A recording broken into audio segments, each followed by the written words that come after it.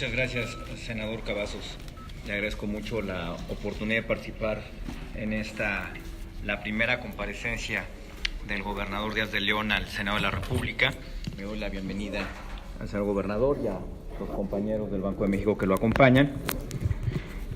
Y bueno, tradicionalmente el presidente del Senado no hace uso de la palabra en estos espacios, pero será que ya nos estamos yendo, muchachos, y es la última, y se pone uno sentimental y emotivo y le dan ganas de hablar. Yo creo que estamos muy mal acostumbrados.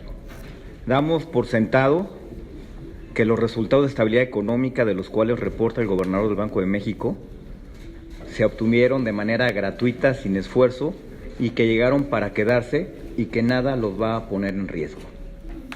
Que la fotografía que nos presenta el gobernador del Banco de México en sus láminas, pues no va a ser afectada por nada. Y creemos que eso llegó para quedarse.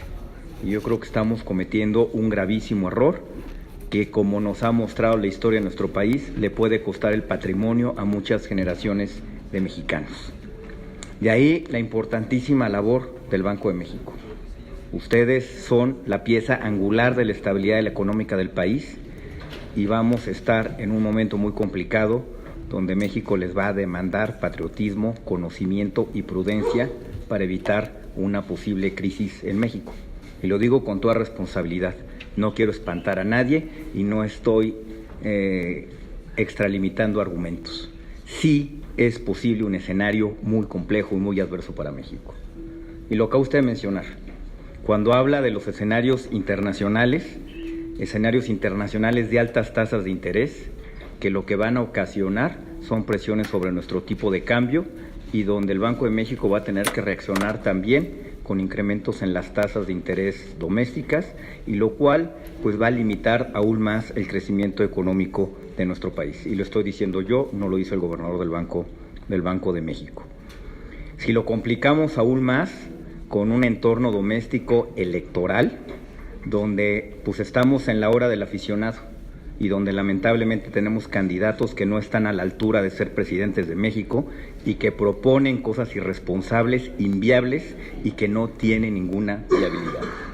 Y proponen con la mayor ligereza eliminar impuestos, quitar impuestos progresivos como el de la gasolina, por ejemplo. Proponen con la mayor ligereza aumentar el gasto en una manera desmedida, con propuestas que ni siquiera se han tomado la molestia de evaluar cuánto cuestan. Un escenario donde probablemente no tengamos tratado de libre comercio como nos gustaría tenerlo y donde se va a complicar la llegada de inversiones a México. Ese es un escenario real y plausible, un escenario donde empiece a aumentar el déficit, el endeudamiento en nuestro país y donde vamos a tener un gobierno que se va a empezar a desesperar.